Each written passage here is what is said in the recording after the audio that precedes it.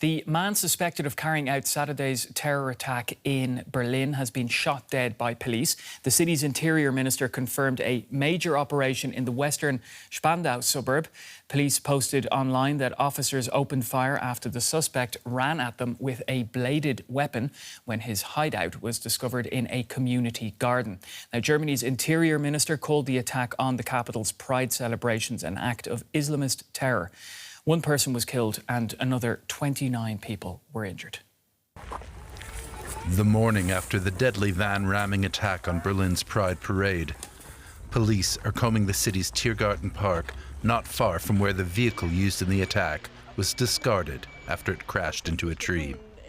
It happened around 10 p.m. local time. The closing party of Pride Week, known as Christopher Street Day, was in full swing. The parade of some 600,000 revelers and 80 trucks had made its way through downtown Berlin and arrived at Tiergarten Park, near the Brandenburg Gate. That's when a white van drove through the park, ramming through the crowd. Witnesses describe what they saw. We just heard a loud bang, so we definitely knew that there had been a collision. And then we looked over and saw countless patrol cars driving past us, around us, and right next to us. About 5 minutes later, there was a dull thud, followed by a few loud screams. At first, we couldn't tell what was going on because of the party and the music and the atmosphere, and we only realized later exactly what was happening when the police, armed with machine guns, cleared the park. By 10:15 p.m., organizers called off the event and asked people to go home and avoid the route through the park. We didn't see any signs of panic breaking out. We immediately heard the helicopters and the police. And we immediately received an announcement. I'm a little hoarse because I've had to talk a lot today. We immediately received a very professional announcement explaining how we should handle such situations. And we reacted immediately and activated our evacuation plan right away. A large-scale response by first responders transported the injured to area hospitals. This is the 10th deadly vehicle ramming incident in Germany since 2016. Attackers have targeted Christmas markets, pedestrian zones, and street events. Authorities have added preventative measures such as temporary barriers, but reconciling tight security and public access remains a difficult balancing act. That openness is something Germany's chancellor says must be maintained. Friedrich Merz posted this message on social media this morning. We are open and freedom-loving, and we will preserve and defend that. The act will be investigated and pursued with the utmost severity. My thoughts are with the victims and their families. I wish the injured a swift recovery and thank all emergency responders. The morning after the attack, mourners ignored concerns about the at-large suspect and laid flowers near the scene. All right, here in studio with me is DW's Gerhard Elfers, who's been keeping up to date on the very latest. All right, so we know now that the man suspected of carrying out the terror attack in Berlin was shot dead by police, right? Yes, it has been confirmed by the Berlin State Interior Minister, Iris Spranger. She thanked the police for tracking him down so quickly. And apparently he was tracked down at 1834, around 1830 local time here in Spandau. That's a part of Berlin that is to the west. It's a very quiet area, and there's an allotment there where, you know, several people have their gardens. Yeah, quite common here in Berlin, right? Very common thing in Berlin. And he was apparently tracked down there. Police approached him, a special squad approached him, a SWAT team, and apparently he started running towards the police officers and threatening them with a knife. And they stopped them by using their guns. So, and he died. He was injured and he died on the scene, and that's sort of everything that we know for sure so far. Right, OK. Could you give us a recap then, Gerhard, of how we got to this point, of what the operation has involved? Well, yesterday, around 10 o'clock, when the the final party of the CSD, Christopher Street Day, which is sort of the big pride parade here in Berlin, was in full swing, not very far away from the Brandenburg Gate, where that a final party was being had, and a concert, and huge crowds there. A man drove a van into the Tiergarten, which is a large park just adjacent to Brandenburg Gate. People who've been in Berlin probably know it, and started to target people that were walking to and from that parade, killing one woman more or less instantly and injuring 29 more. Yeah, I mean, that's a pretty grim number there that you've just mentioned. And what do we know about this suspect? He's been named as Abdul B. We can only not give the full name due to German media regulations here. He was born in Germany in 2005, so he was 21 years old. His mother was granted German citizenship in 2002, just 3 years before he was born. He was no stranger to police. He has a criminal record.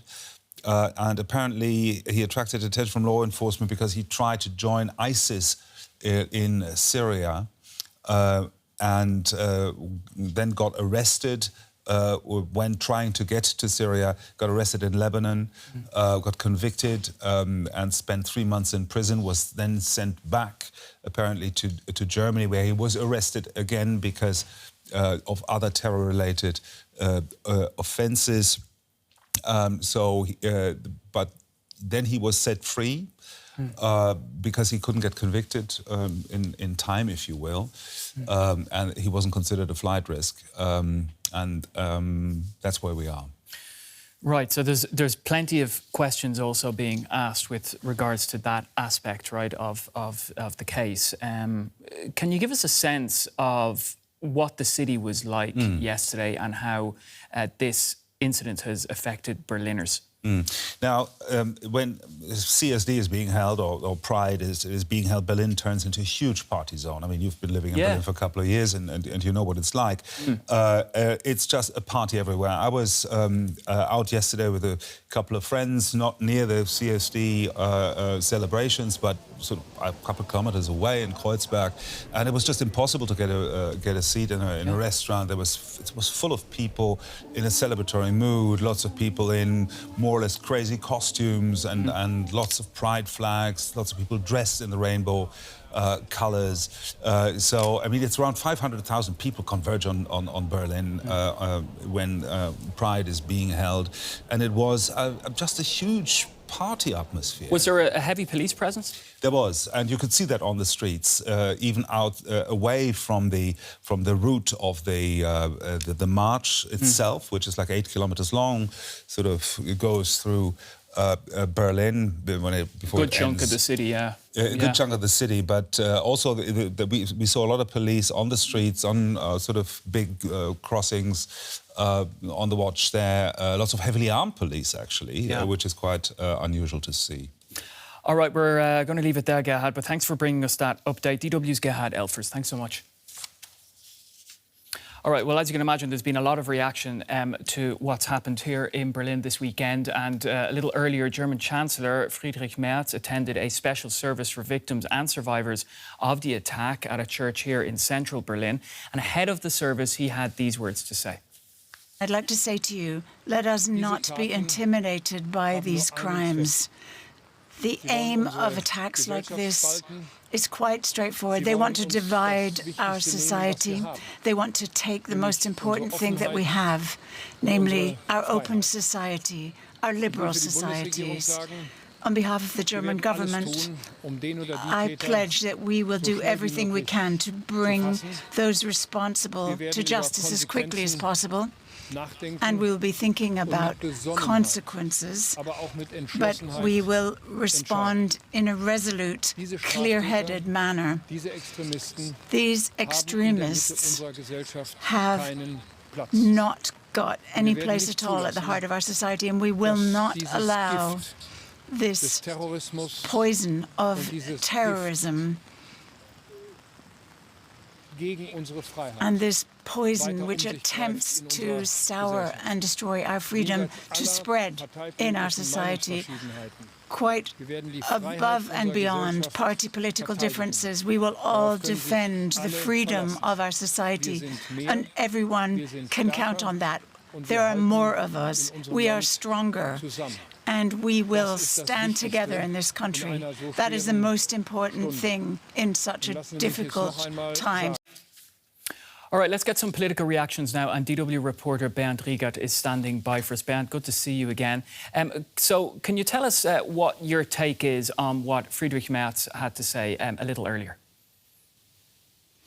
Well, the Chancellor now must be relieved because his promise that the suspect will be found quickly, that has been kept. And Merz also said before he entered a church service here this afternoon in Berlin that he wants to protect the German citizens and the society from these terrorist attacks, and that he wants to unite the country. This, of course, is a huge task, and many people doubt that this will actually happen because we have heard these speeches and promises before. This was not the first attack on a pride event in Germany. It was not the first attack carried out by a van or a car ramming.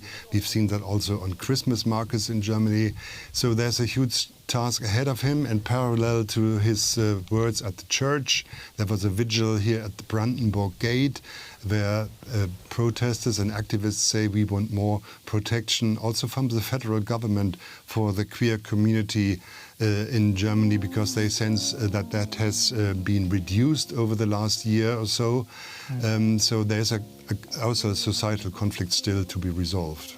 All right, beyond the government, Berndt, what have other political parties been saying about the events this weekend? Well, all parts and all sides of the society, of course, condemned this terrorist attack. Also, church representatives, also representatives from the Muslim communities did that. But there was also, among experts and also common people, the question, why is this happening again? Why is it not possible to find radicalized individuals before they commit attacks? And in this special case of the suspect Abdul, he was sentenced already to a prison a sentence that was commuted to parole because he prepared an attack. That was just in May, so he was under surveillance, and people are astonished that it is not possible for German authorities, obviously, to find these individuals before they commit a crime. How is the LGBTQ community in Berlin and in Germany dealing with this horrendous attack? Well, the community is, of course, under shock, and one of the representatives says, let me quote here, this suspected attack aimed at the heart of the queer community. So many people passed by the crime scene today, laid flowers, hugged again, and shed some tears, because they say we are under threat, and they were also under fear. But on the other side, there are also reactions that say now is not the time to give in. We have to be loud and proud again, regardless of what is happening, because we have to show that we are here, and nobody will take away from us the freedom that we have gained over the decades. So there's a kind of fear, anger, and also resistance. All right, we leave it there, Berndt. DW's Berndt Riegert joining us from our studio in central Berlin. Thanks so much.